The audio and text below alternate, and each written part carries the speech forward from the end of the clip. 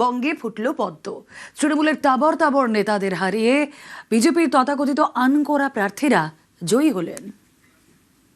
बंगाल की पावन धरा पर आज एक नया सूर्योदय हुआ है। एक ऐसा सवेरा जिसका इंतजार पीढ़ियों ने किया है। भाजपा ने जितनी सीटें जीती वो महज एक चुनावी आंकड़ा नहीं है, ये उस अड़िग विश्वास की हुंकार है जिसने डर, तुष्टीकरण और हिंसा की राजनीति को जड़ से उखाड़ फेंका है। বাংলায় পদ্ম ঝড়ে কুপোকাত ঘাসফুল।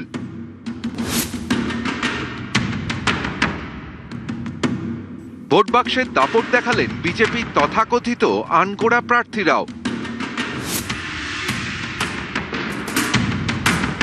26শে বাংলায় গেরুয়া ঝড়, 9 জেলায় খাতাই খুলতে পারেনি তৃণমূল। মুখ থুবড়ে পড়েছেন ঘাসফুলের একের পর এক হেভিওয়েট নেতা মন্ত্রী। অধিকাংশই হেরেছেন বিজেপির আনকোরা মুখের কাছে। রাজনীতিতে অভিজ্ঞতা কম, ভোট বাক্সের লড়াইয়েও নতুন, তাদের কাছেই আটকে গিয়েছেন তৃণমূলের হেভিওয়েট নেতা মন্ত্রীরা।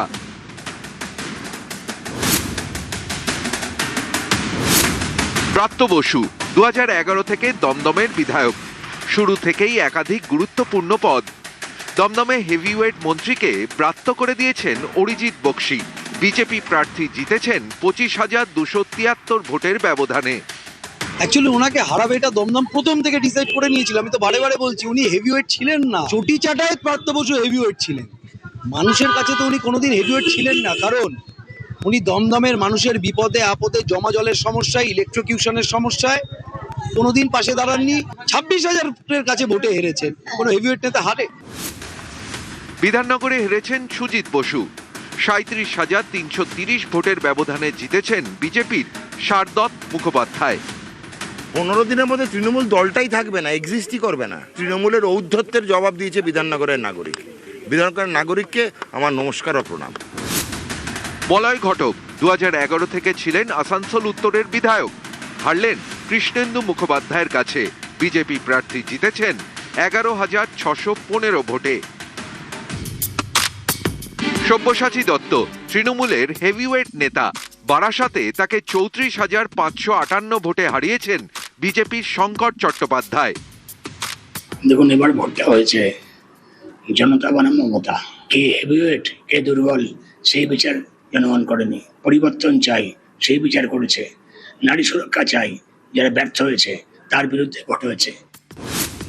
বীরবাহা হাসদা ঝাড়গ্রামের বিধায়ক, বনমন্ত্রী।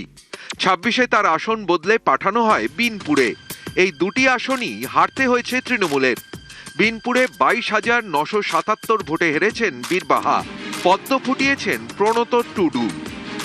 দেখুন, এখানে মূল কারণ একটাই, যে যেভাবে গত 15 বছর ধরে এই বাংলার বুকে শুধু দুর্নীতি আর দুর্নীতি হয়েছে, এবং শুধু দুর্নীতি বাংলা জুড়ে তো হয়েছে, বেশি করে হয়েছে আমাদের এই জঙ্গলমহল তথা এই ঝাড়গ্রাম ডিস্ট্রিক্টের মধ্যে। ঝাড়গ্রামে উনি যে দুর্নীতি করেছিলেন, ওখানকার মানুষরা ওনাকে ভোট দিতেন না জেনে উনি বিনপুরে এসেছিলেন।